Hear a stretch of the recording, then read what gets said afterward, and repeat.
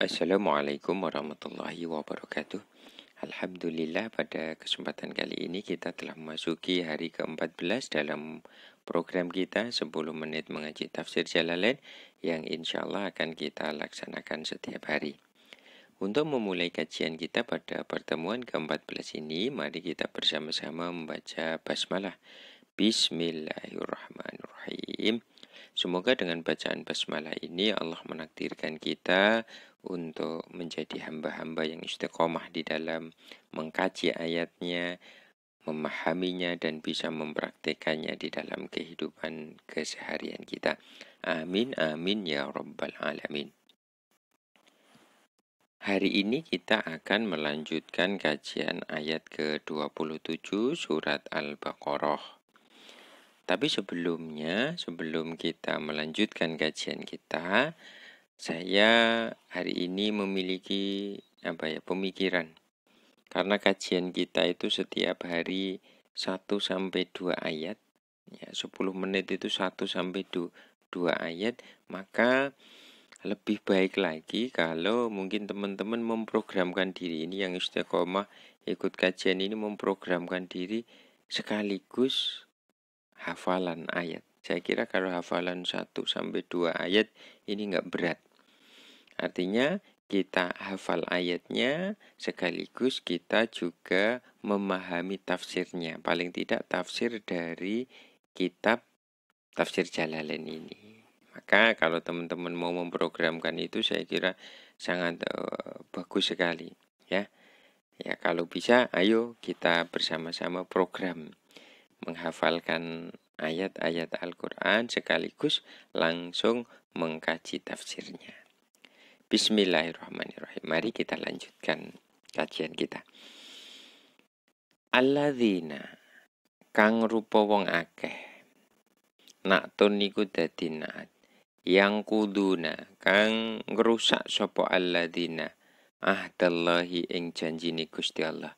Matekse barang ahida kang wis janjeni sinten Allah ing ma ilaihim maring alladzina fil kutubi ing dalem pira-pira kitab minal imani sangking iman bi Muhammadin kelawan Kanjeng Nabi Muhammad mim ba'di mitsakihi sangking sakbadane nguwatakene ahdallah tauqidihi tegese ngohakene atau nguwatakene ahdallah alaihim ing atase alladzina wa yaqta'una lan mutus sapa alladzina ma ing perkara amara kang wis perintah sinten Allah Gusti Allah bihi kelawan ma ayu sola rupane yen to den sambung apa ma minal imani nyatane saking iman bin nabi kelawan Kanjeng Nabi warrohimi lan silaturahim nyambung silaturahim wa khairi dzalika lan liyane mengkono-mengkono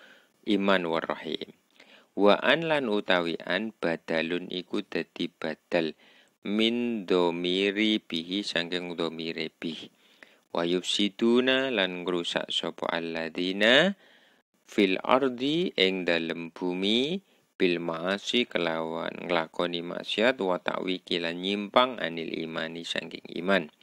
Ulaika utawi mengkono-mengkono alladzina al mausufuna tegese kang den sifati kabeh bima kelawan perkara dzukira kang wis den tutur apa mah hum ya ulaik al khosiruna iku wong-wong kang padha rugi kabeh lima sirihim krana nggon baline alladzina ulaik ilan nari iku marang neraka al muabbadati kang langgeng alaihim ing atase kang selawas-lawase alaihim ing atase ulaik atau alladzina. Jadi ayat ke-27 ini naktun ya, mensifati ayat sebelumnya yaitu fasikin. Kemarin ayat ke-26 ini kan menjelaskan tentang adanya orang-orang Yahudi yang mempertanyakan penyebutan perumpamaan seperti Al-Ankabut, seperti Dzubab. Ini Kemudian mereka mempertanyakan. Dari situ Allah menjelaskan bahwa dengan perumpamaan ini Allah menunjukkan banyak orang, tetapi juga Allah menyesatkan banyak orang. Ya. Dan orang-orang yang sesat inilah yang disebut dengan fasikin, orang-orang yang fasik, yang kuduna, alladzi yang kuduna, yang memutus janji Allah, ya, yang memutus janji Allah yang sudah dijelaskan di dalam kitab-kitab sebelumnya, kitab-kitab sebelum Al-Quran tentang keimanan kepada Nabi Muhammad. Jadi kitab-kitab sebelum Al-Quran itu ada Zabur, ada Taurat, ada Injil, itu menjelaskan bahwa nanti akan diutus ya Rasul terakhir yaitu Nabi Muhammad. Ternyata mereka orang-orang fasikin ini yang disebut dengan dalam Al-Quran ini adalah yang memutus, artinya tidak mengakui, ya, tidak mengakui adanya perintah untuk mengimani Nabi Muhammad tersebut. Mimba dimithakihi, padahal itu sudah jelas di dalam setelah mengokohkan janji Allah tersebut. Wa yaqta'una ma amarallah, dan memutus apa yang diperintahkan Allah dengannya untuk dihubungkan, yaitu beriman dan menghubungkan silaturahmi dengan Nabi serta yang lainnya. Wa'an ini dalam ayu shola ini merupakan badal dari dhamir bihi. Bihi haknya ini dhamir, ya, badalnya itu ayu shola. Wa yufsiduna, dan orang-orang yang melakukan kerusakan fil ardi, dengan berbuat maksiat dan menyimpang dari keimanan. Orang-orang ini orang-orang yang disifati dengan apa yang disebutkan tadi, tidak mengakui kenabian Nabi Muhammad, terus kemudian tidak menjalin silaturahim dengan Nabi Muhammad dan lain sebagainya, sebagaimana yang diperintahkan dalam kitab-kitab sebelum Al-Quran, dan juga wa yufsiduna fil ard, melakukan kerusakan dengan melakukan banyak kemaksiatan dan menyimpang dari keimanan. Mereka ini adalah orang-orang yang khosirun, orang-orang yang rugi. Karena apa? Tempat kembalinya adalah neraka yang selama-lamanya, neraka yang langgeng, yang tidak ada kematian di dalamnya. Jadi siksaannya juga langgeng, ilan nari al-mu'abbadah. Jadi ayat ke-27 ini mengingatkan kepada kita bahwa jangan sampai kemudian kita masuk di dalam orang-orang yang disifati sebagai fasikin ini, yaitu orang-orang yang tidak percaya kepada keimanan, tidak percaya kepada kerasulan Nabi Muhammad, terus kemudian